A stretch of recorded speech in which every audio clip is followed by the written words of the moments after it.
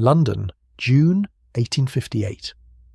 The River Thames is the colour of weak coffee, and it smells like a slaughterhouse left in the sun.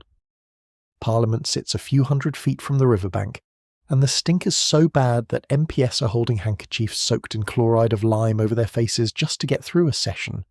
Curtains on the Commons windows get soaked in the same chemical to keep out the dreadful smell. But nothing could keep out the smell.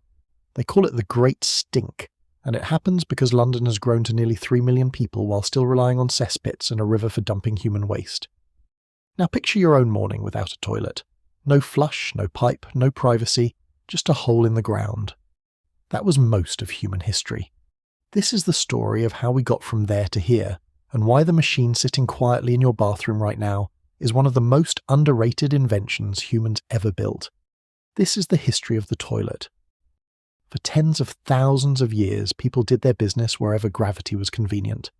A ditch outside camp, a riverbank downstream from the village. In medieval European towns, it was often the street below your window. Chamber pots got emptied straight out onto the road and people shouted a warning first. In Edinburgh, the cry was Gardez-l'eau, a mangled version of the French Gardez-l'eau, meaning watch out for the water. The smell in a medieval city was constant. So was disease. Nobody had connected the two yet because nobody understood germs, but the toilet itself in some form is much older than most people assume. Around 3200 BC, on the Orkney Islands off the north coast of Scotland, a small community called Skara Brae built stone houses with a central hearth, stone beds, and even stone shelving built right into the walls. Underneath at least 5 of those houses, archaeologists found stone drains, and inside several homes a small recessed cell sits right next to the sleeping area, connected to that drainage channel. This is one of the earliest known indoor toilets on Earth, built and abandoned roughly 1,000 years before the Great Pyramid of Giza was finished, and centuries before Stonehenge's most famous stones went up. Roughly 700 years after Skara Brae was occupied on the other side of the world, the Indus Valley civilization was doing something no one else had attempted at that scale. In cities like Mohenjo-Daro and Harappa, in what's now Pakistan, and at sites like Lothal in modern India, many homes had their own private latrine connected to terracotta pipes running beneath the street. Those pipes fed into a citywide network of covered brick drains, essentially an early sewer system serving an entire urban population, complete with inspection holes for clearing blockages. This wasn't a palace amenity reserved for the wealthy. It was infrastructure built into ordinary neighbourhoods, and it predates anything comparable in Europe by roughly 4,000 years.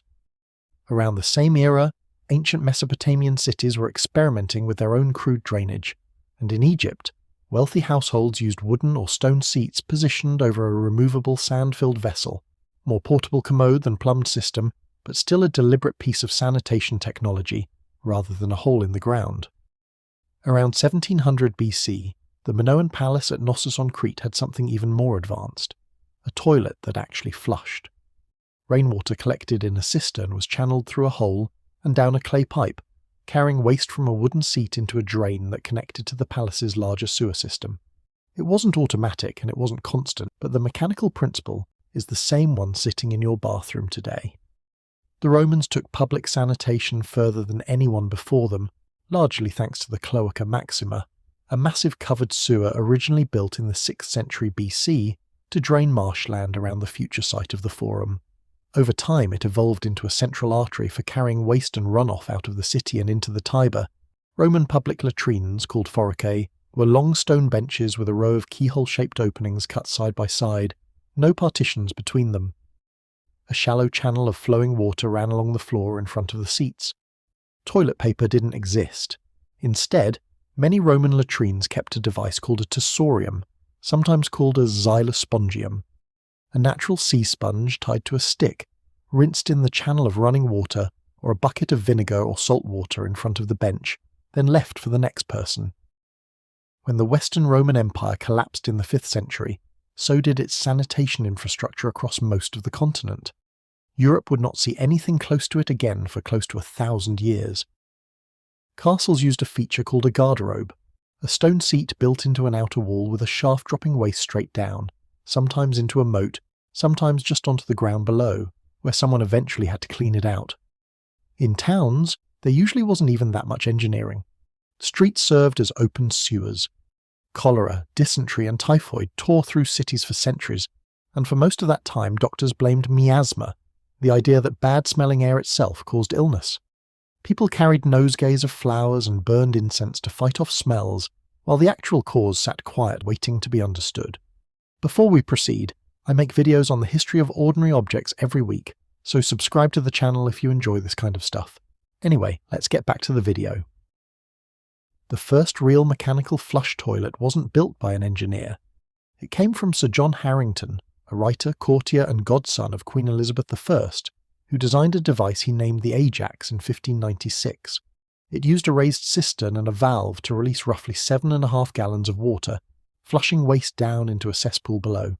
He built one at his own estate near Bath and installed a version for the Queen at Richmond Palace. The invention didn't catch on. It was expensive to build, it needed a reliable water supply that few homes had, the flush toilet was invented, then largely forgotten for close to 200 years. The idea resurfaced in the late 1700s, and this time engineers, not poets, took over.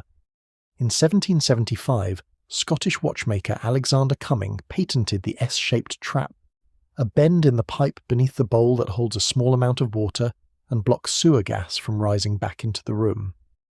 3 years later, in 1778, a young Yorkshire cabinet maker named Joseph Bramah improved on Cumming's design while installing toilets for a living. Cumming's slide valve tended to freeze and jam in cold weather, so Bramah, working with an employer named Allen, replaced it with a hinged flap valve and added a float-controlled cistern that refilled itself automatically. By the 1850s, London's population had exploded past 2 million and kept climbing, and its sewage system had not kept pace at all. Nearly everything, human waste, industrial runoff and street filth, drained straight into the Thames, and the Thames was also the city's main water source. A brutal heat wave in the summer of 1858 baked the river and pushed the smell past what Parliament could tolerate, forcing a crisis everyone had been ignoring for years into the open. It took that literal stink reaching the halls of government to finally force action. The Metropolitan Board of Works handed the job to civil engineer Joseph Bazalgette, who designed a network of roughly 1,100 miles of local street sewers feeding into about 82 miles of large brick intercepting sewers engineered to carry waste east, away from central London and eventually out to the estuary. Construction ran through the 1860s and into the 1870s, and large sections of his original brickwork are still carrying London's waste today, a century and a half later. Here's a persistent myth worth correcting directly. Thomas Crapper did not invent the toilet. What Crapper did do, as a successful Victorian plumber and businessman working slightly later than Bazalgette's engineers, was manufacture and popularise good toilets, holding several patents including improvements to the bullcock mechanism that controls a tank's refill. His company stamped T. Crapper & Company onto fixtures across England. Crapper wasn't alone in refining the Victorian toilet either. George Jennings patented a washout design in 1852 building on Bramah's earlier valve work, installed the first public flushing toilets at the Great Exhibition of 1851 where visitors paid a penny to use them, giving English slang the phrase, "spend a penny," and opened London's first underground public convenience in 1854. Thomas Twyford, whose company still exists today, introduced his own washout model starting in 1871. But arguably the most important name in the entire story remains Alexander Cumming. That water seal is the entire reason a modern bathroom doesn't smell like a sewer, and almost nobody knows his name. Modern toilets have kept refining that same basic idea: efficient flush mechanisms that use a fraction of the water, older designs needed, better trap and vent geometry, and in places like Japan, added features like heated seats, integrated bidets, and automatic lids. But the core engineering, a water seal, a trap, and a way to move waste somewhere it can be treated, hasn't fundamentally changed since Cumming's patent and Bramah's improvements to it. It's easy to assume this problem is solved everywhere. It isn't. According to the most recent joint monitoring data published by the World Health Organization and UNICEF, roughly 3.4 billion people worldwide still lack access to safely managed sanitation, and hundreds of millions still practice open defecation because no toilet is available to them at all. Unsafe sanitation is still linked to hundreds of thousands of deaths a year, mostly from diarrheal disease in young children. It's easy to treat a toilet as background furniture. Historically, and in large parts of the world today, it decides who lives long enough to grow up.